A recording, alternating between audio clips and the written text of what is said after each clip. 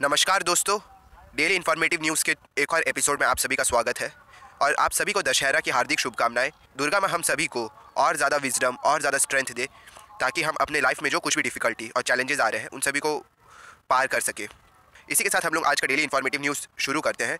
Mostly ज़्यादातर news Israel और Gaza के अराउंड घूम रहा है, लेकिन इसके अलावा भी इंडियन सब कॉन्टिनेंट में कुछ इंपॉर्टेंट चीज़ होने वाला है। कुछ इंडिया के सिक्योरिटी को लेकर कंसर्निंग चीज़ें आने वाले दिनों में हो सकती है, तो हम लोग उस बारे में भी डिस्कस करेंगे। तो बिना ज़्यादा देरी के ये वीडियो हम लोग शुरू करते हैं। तो सबसे पहला हम लोग डिस्कस करते हैं इंडिया और मालदीव्स को लेकर। जैसे कि आप सभी को पता होगा, मालदीव्स एक कंट्री है जो कि इंडियन ओशन में सिचुएटेड है। मालदीव्स एक आर्किपेलागो है। Archipelago means a group of islands, बहुत सारे आइलैंड से मिलकर एक देश बना है।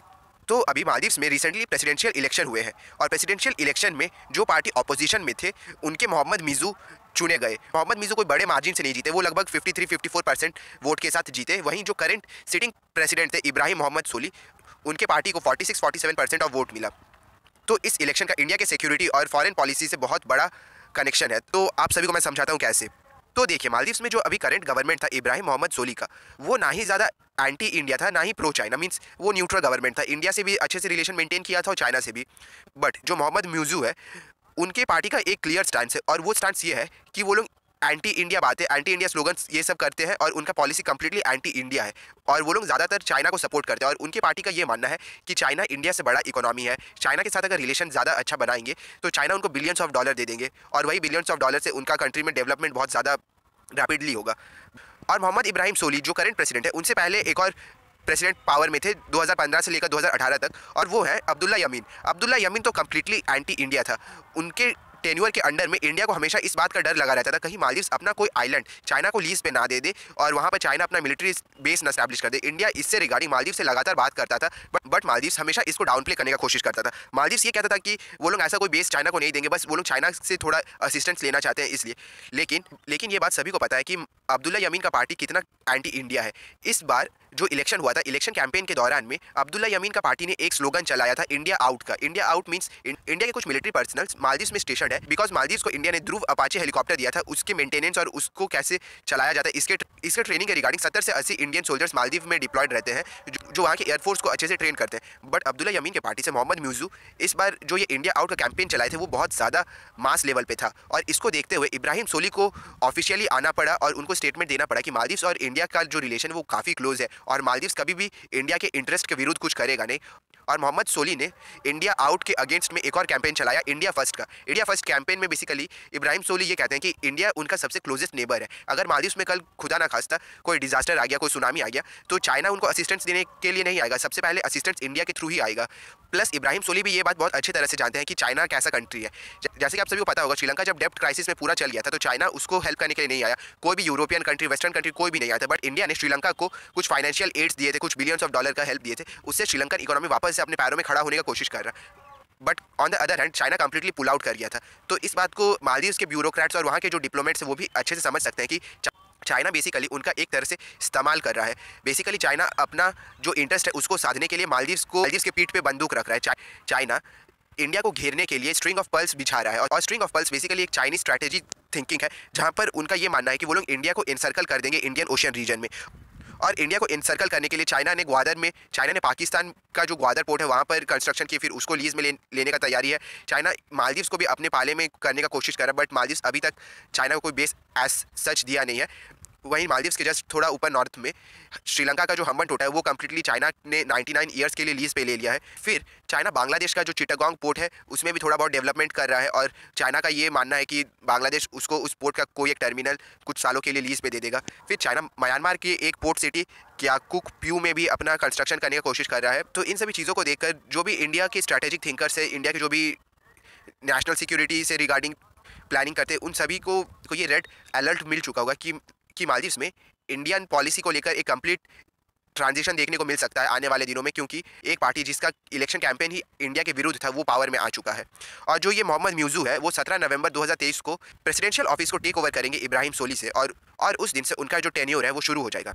और मोहम्मद म्यूजू के जीतते साथ ही अब्दुल्ला यमीन जिनके ऊपर करप्शन का चार्ज था उनको जेल से निकालकर हाउस अरेस्ट में कर दिया गया। तो अभी आने वाले दिनों में इंडियन ओशन और मालदीव्स बहुत ज़्यादा न्यूज़ में रहने वाला है। प्लस इन सभी में यूएसए का भी एक क्रिटिकल रोल रहेगा, और यूएसए का रोल ये रहेगा कि मालदीव्स के जस्ट साउथ में डियागो गार्सिया करके एक यूएस का मिलिट्री बेस है, जहाँ पर ये कहा जाता है कि यूएसए ने अपना एटॉमिक बॉम्ब्स को भी स्टेशन किया ताकि कभी कोई बहुत ज़्यादा इमरजेंसी या फिर वॉर लाइक सिचुएशन हो जाए तो वो लोग इजीली एशिया के वहाँ पर अपना जो भी एटॉमिक बॉम्ब से रिगार्डिंग वेपन्स है उसको डिप्लॉय कर दे। तो अगर चाइना मालदीव्स में अपना कोई भी मिलिट्री बेस बना लेता है तो इससे यूएसए का भी जो इंटरेस्ट है इंडियन ओशन में वो भी हैम्पर होने वाला है। तो यूएसए पूरी तरह से कोशिश करेगा कि मालदीव्स में जो करंट गवर्नमेंट है या तो उनको अच्छे से समझा के अपने साइड में कर लिया जाए, और अगर वो अच्छे से नहीं समझते तो यूएसए वहाँ पर मिलिट्री कू या फिर एक तख्ता पलट करने का भी कोशिश कर सकता है किसी और गवर्नमेंट को लाने के लिए।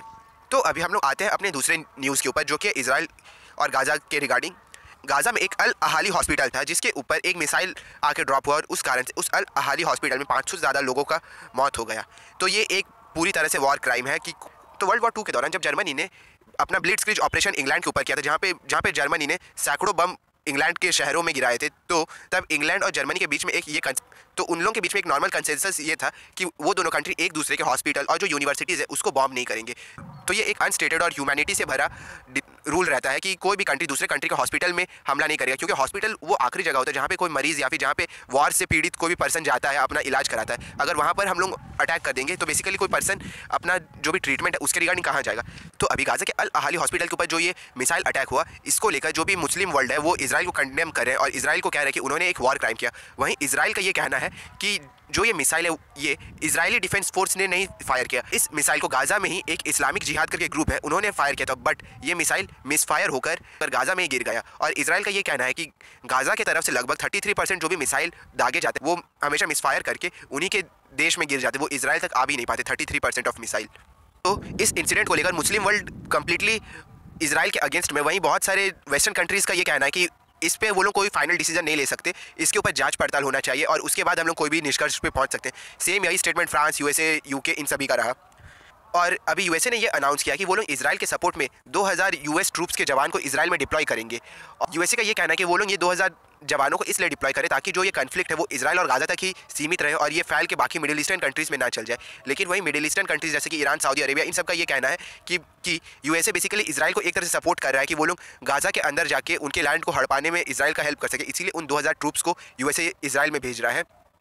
और इससे पहले जैसे कि आप सभी को पता होगा यूएसए ने अपना जो एयरक्राफ्ट कैरियर है उसको इजराइल के सपोर्ट में मेडिटेरेनियन सी के तरफ भेज दिया था। तो एक तरह से इजराइल और यूएसए ने मिलकर गाज़ा का जो समंदर से लगने वाला बॉर्डर है उसको एक तरह से ब्लॉक कर दिया, और कोई भी असिस्टेंस, कोई भी खाना, कोई भी मेडिकल रिलीफ जो गाज़ा को बाकी दुनिया भेजना चाहता है वो ये इजराइल और यूएसए देने नहीं दे रहे हैं।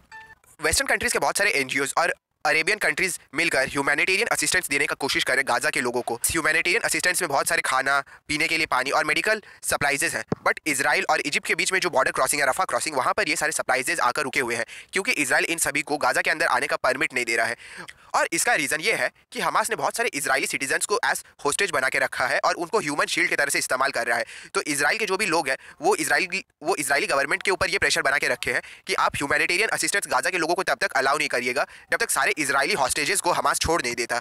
तो इसीलिए गाज़ा के लोगों को कुछ भी असिस्टेंस नहीं मिल रहा। हालांकि अभी कुछ न्यूज़ आउटलेट से ये इन्फॉर्मेशन आ रहा है कि धीरे धीरे इजराइल कुछ खाने से रिलेटेड चीज़ों को सप्लाई करने के लिए दे रहा, बट इजराइल ने ये क्लियर कर दिया है कि वो गाज़ा के लोगों के लिए कोई भी फ्यूल सप्लाई करने नहीं देंगे, क्योंकि इजराइल को पता है कि जो भी फ्यूल गाज़ा को दिया जाएगा उनके अंदर के ट्रांसपोर्टेशन के लिए, उस फ्यूल को हमास यूज़ करेगा वेपन्स बनाने के लिए और उसको इजराइल की तरफ ही फायर करेगा। तो इजराइल ने ये सख्त चेतावनी दे दिया कि वो लोग धीरे धीरे कुछ ह्यूमैनिटेरियन असिस्टेंस को पास करने का अलाउ देंगे, बट जो भी फ्यूल से रिलेटेड असिस्टेंस है उसको इजराइल अलाउ नहीं करेगा।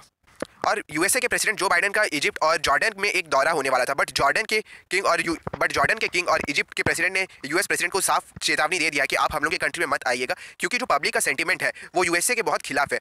और पब्लिक का इतना नेगेटिव सेंटीमेंट है कि इजिप्ट और जॉर्डन के जो भी मिलिट्री पर्सनल्स है वो यूएसए के प्रेसिडेंट को पूरी तरह से सिक्योरिटी प्रोवाइड नहीं कर पाएंगे। और ये एक तरह से यूएसए के लिए ह्यूमिलिएटिंग है कि वो लोग वर्ल्ड की सुपर पावर है और सब कंट्रीज हमेशा मरते हैं कि यूएसए को अपने कंट्री में होस्ट कर यूएसए प्रेसिडेंट को अपने देश में बुलाए, बट इजिप्ट और जॉर्डन ने ये साफ कर दिया कि यूएसए प्रेसिडेंट अगर उनके देश में आएंगे तो सिक्योरिटी वो लोग पूरी तरह से दे नहीं पाएंगे और सीधी उन्होंने यूएसए के प्रेसिडेंट को आने से मना कर दिया है। और इसके बाद तीसरा न्यूज़ ये है कि चाइना के जो गवर्नमेंट है उन्होंने अपने चाइनीज सिटीजन जो भी इजराइल या फिर गाज़ा में रह रहे हैं उनको ये साफ कह दिया कि उनको अपने देश चाइना आना है तो उनको अपने फ्लाइट का खर्चा खुद से उठाना पड़ेगा। गवर्नमेंट उनको लाने के लिए कोई भी असिस्टेंस नहीं प्रोवाइड करेगा। गवर्नमेंट कोई ऑपरेशन भी लॉन्च नहीं करेगा। तो इससे एक बात ये पता चलता है कि आपके पास इकोनॉमिक पावर होने से ही आप सब कुछ हो नहीं जाते। जैसे कि देखिए, इंडिया का इकोनॉमिक पावर उतना नहीं जितना चाइना का है, बट फिर भी इंडियन गवर्नमेंट ने ऑपरेशन अजय को लॉन्च किया और लगभग सारे इंडियंस इजराइल और गाजा से इंडिया आ चुके हैं। But on the other hand China, जिसके पास इकोनॉमिक स्ट्रेंथ बहुत ज़्यादा है, अच्छा खासा मिडिल ईस्ट में अपना इन्फ्लुएंस भी रखता है, बट उन्होंने साफ कह दिया कि वो लोग अपने चाइनीज सिटीजन को इजराइल से निकालने के लिए कोई ऑपरेशन लॉन्च नहीं करेंगे। और ऐसा ही सेम इंसिडेंट चाइना ने रशिया और यूक्रेन के वॉर के दौरान भी किया था। तब भी चाइना ने अपने सिटीजन को साफ कह दिया था कि अगर आपको अपने देश चाइना आना है तो आपको आपका फ्लाइट का खर्चा है, जो भी आपका ट्रैवल कॉस्ट है, वो आपको खुद पे करना होगा और गवर्नमेंट कोई असिस्टेंस या फिर कोई ऑपरेशन लॉन्च नहीं करेगा आपको वहाँ से लाने के लिए। बेसिकली आप लोगों को खुद के पैसे से खुद चाइना आना है। तो इससे एक चीज़ साफ साफ हम लोगों को पता चलता है कि लोगों से नेशन बनता है और नेशन अपने लोगों के लिए कुछ भी कर सकता है। जैसे कि इंडिया ने ना सिर्फ यूक्रेन से अपने सिटीजन को निकाला था, बल्कि यमन में जब हूती रिबल हुआ था तब भी इंडिया ने अपने सिटीजन्स को यमन से भी ऑपरेशन करके निकाला था। But on the other hand China जैसे दुनिया से रूड रहता है, वो उसी तरह से अपने सिटीजन से भी रूड रहने लग गया है। तो वो अपने सिटीजन्स को वो ना ही डिग्निटी दे रहे हैं अपने देश में और ना ही उनको कुछ हेल्प दे रहे हैं जो उनके लिए रेमिटेंसेस कमा के ला रहे हैं दूसरे कंट्री से। तो इससे कंट्री के जो भी सिटीजन्स हैं उनको उनके कंट्री का जो स्ट्रक्चर है, जो उनका कंट्री का थिंकिंग है, वो इजीली पता चलता है। जब आप अपने ही लोगों को किसी मुश्किल सिचुएशन में ऐसे छोड़ के चल जाते हैं तो लोग अपने ही कंट्री के ऊपर ट्रस्ट करना छोड़ देता। और इस बात को कहते हुए मेरे को बहुत ज़्यादा प्राउड फील हो रहा है कि हम लोग का देश जो इंडिया है, भले उसका इकोनॉमी उतना ज़्यादा स्ट्रांग नहीं हो, लेकिन फिर भी वो अपने सिटीजन्स को निकालने के लिए अलग अलग कंट्री से डिप्लोमेटिक चैनल से बात करते हैं, ऑपरेशंस लॉन्च करते हैं। इंडिया का जो आर्मी एयरफोर्स है, वो लोग कोई भी जगह में अगर डिजास्टर होता है तो वहाँ पे तुरंत पहुँच जाते हैं, मेडिकल असिस्टेंस प्रोवाइड करते हैं। तो इंडिया बेसिकली ग्लोबल स्टेज पे ऐसा रिस्पॉन्सिबल पार्टनर की तरह खड़ा रहता है। वो ना सिर्फ अपने इंडियंस को हेल्प करता है बल्कि दूसरे देशों के लोगों को भी हेल्प करता है। जैसे कि यमन में जब इंडिया ने ऑपरेशन लॉन्च किया था तब बहुत सारे वेस्टर्न कंट्रीज़ के लोगों को भी वहाँ से निकाला था। और अभी जो ये ऑपरेशन अजय लॉन्च किया, इसमें बहुत सारे नेपाली सिटीजन्स को भी इंडिया ने इजराइल से निकाला है। तो इससे बेसिकली आपका इंटेंशन का पता चलता है। जब आपके पास रिसोर्सेज कम है बट आपका जो इंटेंशन है वो बहुत ही क्लियर है और पॉजिटिव है बाकी लोगों के लिए, तो जो ये यूनिवर्स है वो खुद ब खुद ऐसे सिचुएशन और सर्कमस्टेंस क्रिएट कर देते हैं कि आपका उससे बेनिफिट हो, जैसे कि इंडिया के साथ हो रहा है। हम लोग अगले न्यूज़ पे आते हैं, जो कि है पाकिस्तान में नवाज शरीफ वापस से आ गए हैं। तो जैसे कि आप सभी को पता होगा, साल 2018 में पनामा पेपर लीक हुआ था जहां पर नवाज शरीफ का नाम आया था और तब नवाज शरीफ को कोर्ट में समन किया गया और कोर्ट ने तब नवाज शरीफ को दोषी पाया और कोर्ट ने यह कहा कि नवाज शरीफ को जेल में तुरंत बंद कर दिया जाए और नवाज शरीफ अपने पूरे जीवन में कभी भी इलेक्शन नहीं लड़ सकते। बट 4 साल बाद समय का पहिया घूमा और इमरान खान अभी जेल में चल गए और वहीं शहबाज शरीफ, जो कि नवाज शरीफ के भाई हैं, वो प्राइम मिनिस्टर बन गए थे और उन्होंने कॉन्स्टिट्यूशन में अमेंडमेंट किया और वहाँ पर जो भी पॉलिटिकल लीडर करप्शन का दोषी पाया जाता है उसके ऊपर लाइफ टाइम इलेक्शन बैन को हटाकर 5 साल का इलेक्शन बैन कर दिया गया। और इसको देखते हुए नवाज शरीफ वापस लंदन से पाकिस्तान आ गए और आने वाले महीनों में पाकिस्तान में इलेक्शन होने वाला है। तब तक नवाज शरीफ के ऊपर जो वो 5 साल का इलेक्शन का बैन था वो भी हट जाएगा। और जब नवाज शरीफ पाकिस्तान को छोड़ कर गए थे तब उन्होंने ये हवाला दिया था कि उनका जो हेल्थ का कंडीशन है वो अच्छा नहीं है और वो मेडिकल इश्यूज़ के कारण से लंदन जा रहे हैं। बट उनके जाने के बाद तब आर्मी ने इमरान खान को एज प्राइम मिनिस्टर सिलेक्ट किया था। लेकिन इमरान खान और आर्मी के बीच में धीरे धीरे तल्खियाँ बढ़ने लगी और इमरान खान ने आर्मी के खिलाफ बगावत कर दिया। तो आर्मी इससे गुस्सा हो गया और आर्मी ने अभी इमरान खान को इम्प्रिजनमेंट में रखा हुआ है। जहाँ तक मेरे को लगता है कि अभी इमरान खान का जो पॉलिटिकल करियर है वो पूरी तरह से बंद हो गया है, क्योंकि पाकिस्तान में इमरान खान को ना सिर्फ इम्प्रिजनमेंट में रखा गया बल्कि इमरान खान के फोटो को अगर आप टीवी में दिखाएंगे तो भी उसको ब्लर करके दिखाना पड़ेगा। अभी हाल फिलहाल में IMF का एक डेलीगेशन पाकिस्तान आया था तो उन्होंने सारे पॉलिटिकल स्टेक होल्डर्स के साथ एक मीटिंग किया था, तो उसमें इमरान खान भी थे और जब ये मीटिंग को टीवी में प्रसारित किया जा रहा था तब इमरान खान को एक तरफ से ब्लर कर दिया गया। तो इसी से आप समझ सकते हैं कि पाकिस्तान में जो मिलिट्री इस्टेब्लिशमेंट है वो कितना ज़्यादा इमरान खान से चिढ़ चुका है कि उन्होंने इमरान खान को पब्लिक से एक तरह से ब्लैकआउट कर दिया। मतलब वहाँ के जो भी कॉमन जनता है उन्होंने इमरान खान का फोटो को बहुत महीनों से ना टीवी में देखा होगा ना किसी सोशल मीडिया में। हालांकि इमरान खान यूट्यूब में कुछ वीडियोस बना के डाल रहे थे बट अब वो जेल में, तो अब वो भी नहीं कर सकते हैं।